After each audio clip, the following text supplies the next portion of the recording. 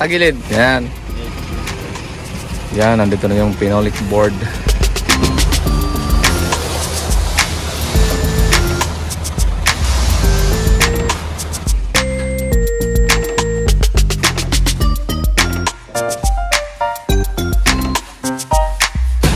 Yung in-order natin ng last Saturday is 1 mini dump truck na buhangin.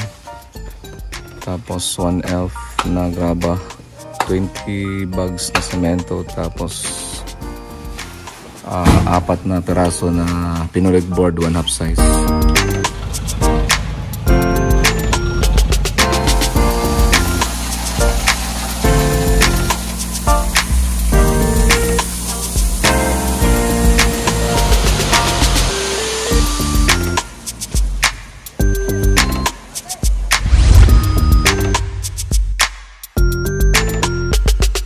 Good morning and welcome back to our channel. So nandito tayo uli ngayon sa site po sa Calamba Park Place, Laguna.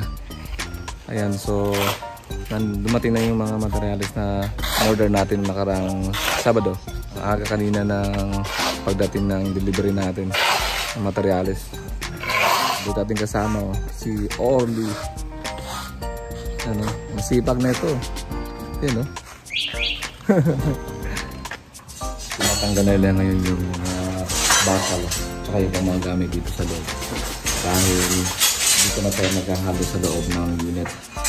Kaya dun sa labas medyo masikip. Then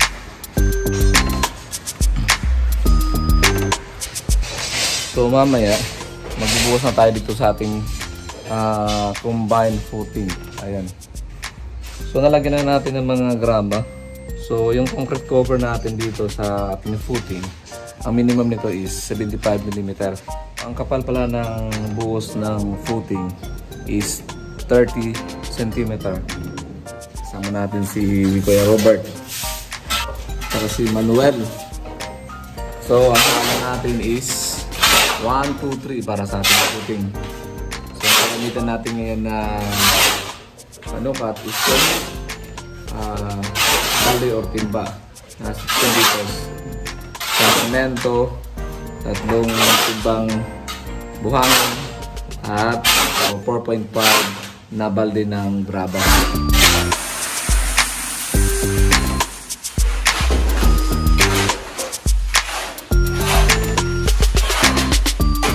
Right, so nabuhos na yung unang halo dito. Ayan. Yung unang halo dito is 2 semento, 6 na balding buhangin at 9 na balding graba.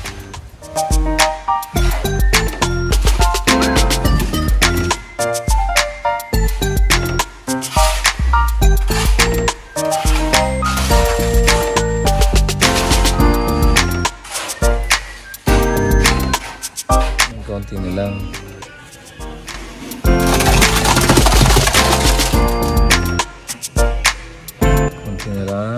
Matatapos na pagbubuhos ng combined footing.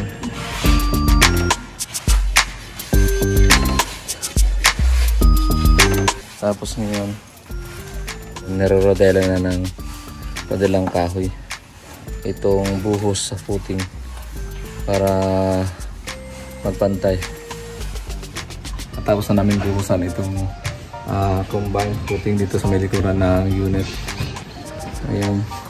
So, nasiksik na rin yung mga buhos na yan gamit itong bakal na to. Tapos napatay na rin ang rodela itong buhos. So, kanina nag-order tayo ng additional na 16mm na bakal. Tapos additional na semento at graba. So ito yung pangatlong order natin dun sa Superline Hardware. Ito po sa Calamba, Laguna. Malapit lang dito sa site, dito sa subdivision sa Calamba Park Place. Shoutout mo na. Sisikat kayo sa YouTube. Huh? Yan o, taga Superlines to. CPP po. CPP po, yan. Kami po ay nagbabagba na. Ganito po, 40 kilos. Mga veterans na po ay naghahakot na yan. Matibay pa matuhod yan. Yan, galing sa mga workers ng Superlines dito po sa Calamba, Laguna. Supplier natin ng ating mga materyales.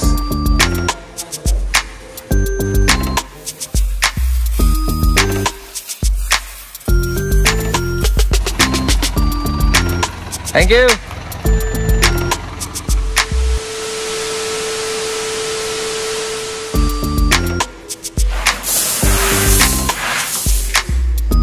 Right, so nagpe-prepare na ngayon ng halo mga kasama natin dito sa site.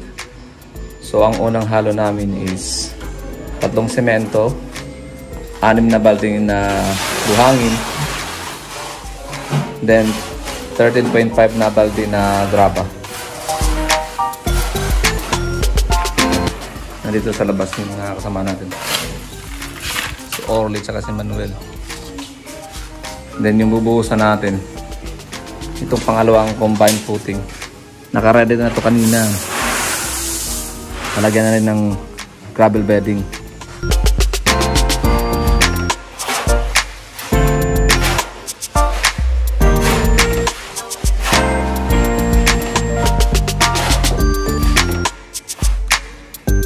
Ayan, no? Yan, binubuhos na yung halo. So bali yung cement measure ratio is 1, 2, 3.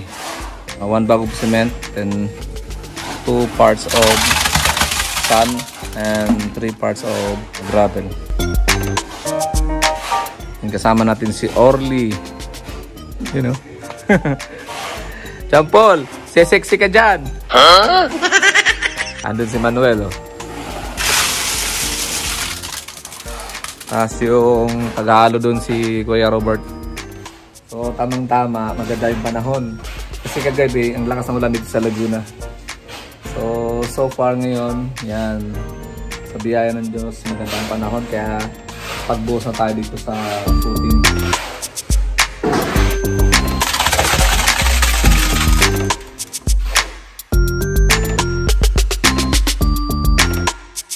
So pangalawang halo na nila ito. Para dun sa buhos natin sa pangalawang combined footing. 3 bag ng semento, 6 na balding buhangin, tapos 13.5 na balde ng graba.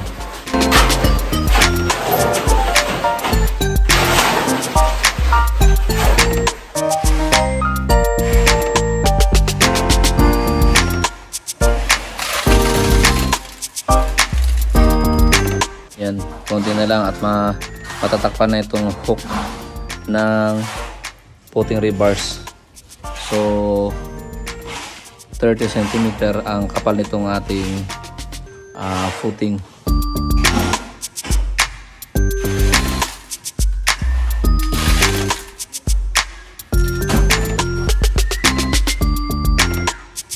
Right, so naubos na nila yung halo, yung pangatlong halo na hinalo nila kanina.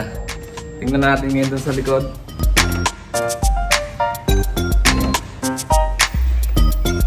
Tapos na buhusan. Siyam na bag ng semento ang naubos namin dito. Tapos nasiksik na rin yun ng bakal itong halo.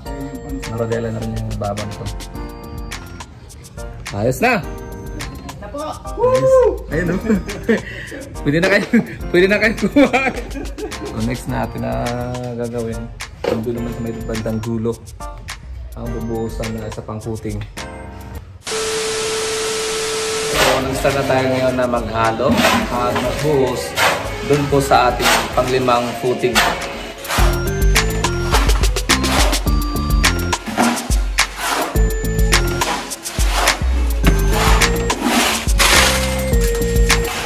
Ayan, so nag-start na tayo na magbuhos dito sa pang-5 footing.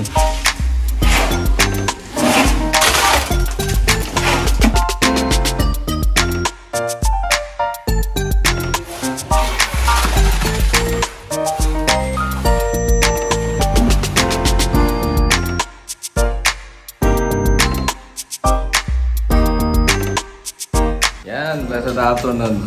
So natapos na namin buhusan yung footing. Saka yung dalawang Guys, tete. meron tayo guys! Ayan. Merienda tayo. Ayan o. So, merienda muna tayo ng saging at turon. Pampawala sa pagod. Kopo, napagod ka ba? Ha? Nakakapagod na.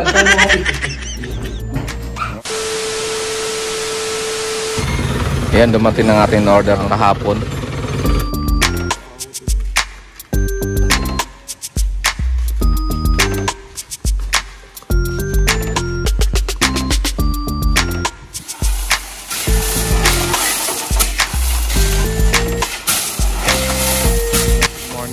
Welcome back to our channel. So, ayan, dumating na po yung in-order natin ng mga materyales. In-order natin kahapon. So, pang-apat na order na namin to sa Superlines Hardware dito po sa Calamba. So, 1 up na buha graba. Then, 20 paraso na 16mm and 10 bag na semento muna. So, dito kasi pakunti-kunti lang in-order natin dahil malit lang po ang space natin dito. Yan, makikita nyo naman. Pero madali na naman dito mag-order sa Superlines kasi pwede ka lang tumawag tapos COD yung bayaran dito. Inubuhos mo ngayon ang footing number 8.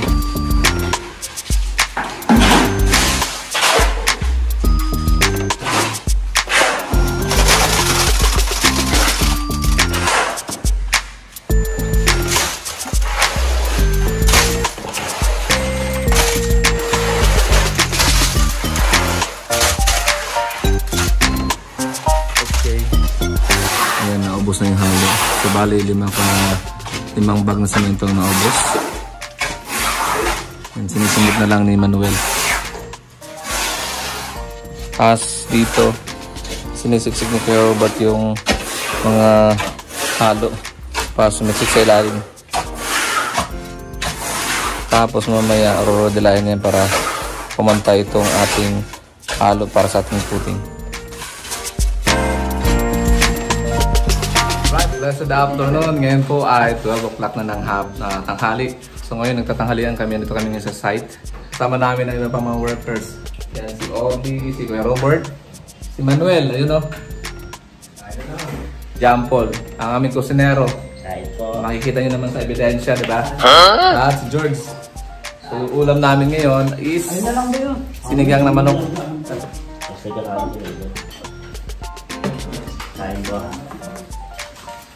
Ang dalawa. Si Robert at si Oli. Ay, si Manuel. Well, ano sabi mo, Well? Ayun po. Kain tayo.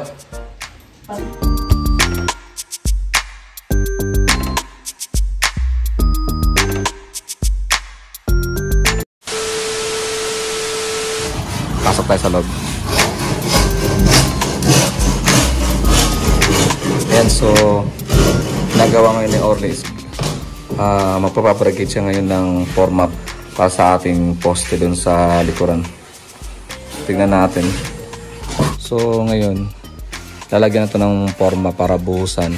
Pero ang taas na gagawin ng poste na buhos is hanggang 60 cm hanggang sa may footing tie beam tulad nito. Ayan. So nandyan yung footing tie beam natin. So ang taas dyan from flooring hanggang footing tie beam is 60 cm. Ready na ngayon ni Orly yung forma para dito sa column.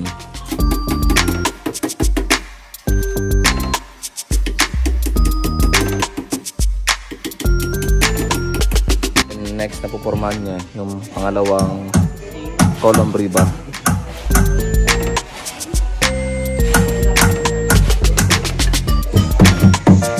Hinahulugan ngayon itong column rebars para makuha talaga yung tamang hulog nitong ating column rebars bago siya buhusan.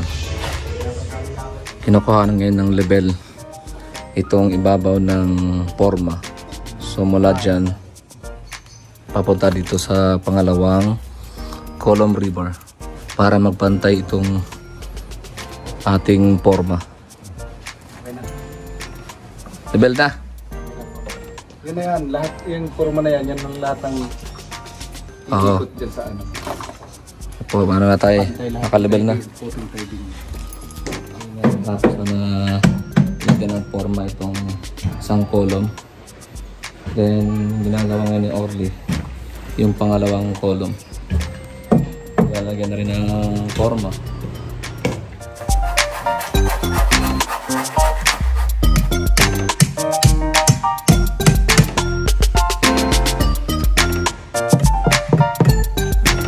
Nag-ready na rin sila ng halo ngayon para sa dalawang column na yan, na ang taas niya hanggang sa may footing tie beam lang.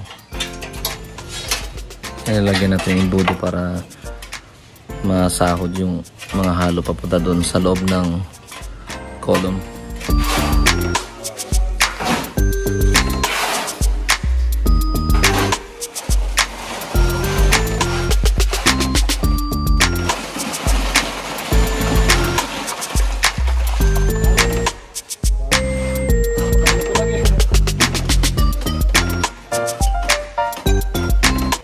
Yan, puno na yung isang poste. Yan, binubuhusan na ngayon itong pangalawang column.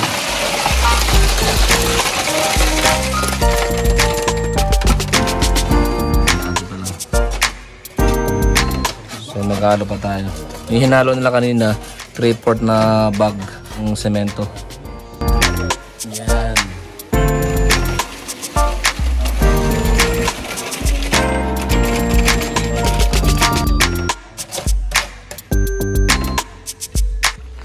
Tapos na natin buhusan itong dalawang column.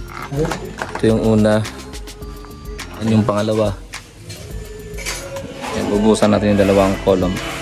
Mababa lang yan siya dahil sa taas niya, nandiyan natin lalagay yung ating tie beam. Bubuhusan na rin ito ngayon. Itong dalawang maliit na poste. Yan o. Tapos yung isa doon, bubuhusan din yun.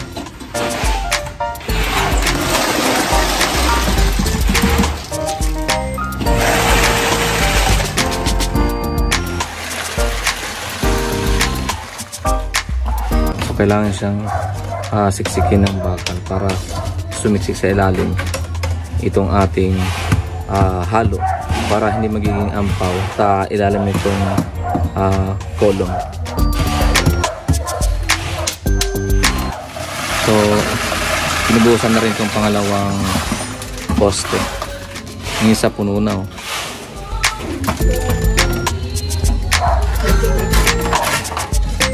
Sila ng level dyan papunta dito para makuhaan ng level itong poste na to papunta doon. So, kailangan kasi level yung poste na yan, yung buhos na yan doon. So kumuha sila doon ng basyan na 1 metro sa pababa. So yan ang bali ng taas natin bubuhusan na column katulad na ito. Nag-start na buhusan itong pang-5 column. Ito po sa may likuran.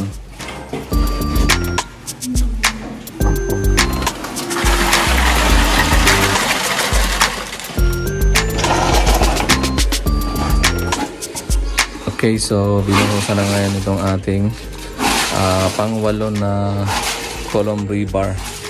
Ang taas nito is 60 cm mula doon sa babaw ng footing.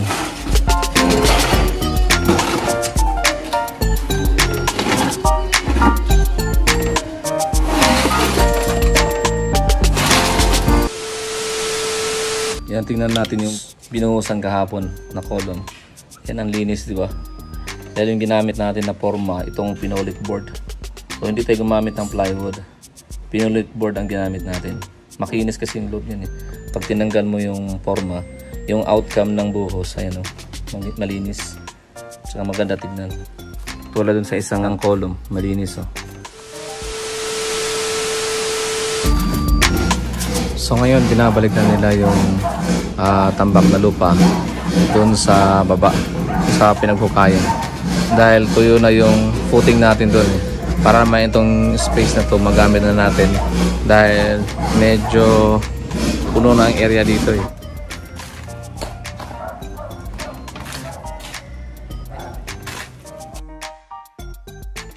Yan si Orly naman, nagbabaklas ng mga forma galing doon sa dalawang column. Jumple naman, ayan oh. Binabalik niya yung malupa dito sa baba. Tamang-tama yan, exercise para naman sa Mexica, jumple. Diba? O yan, nabaklas na yung mga forma ng dalawang column.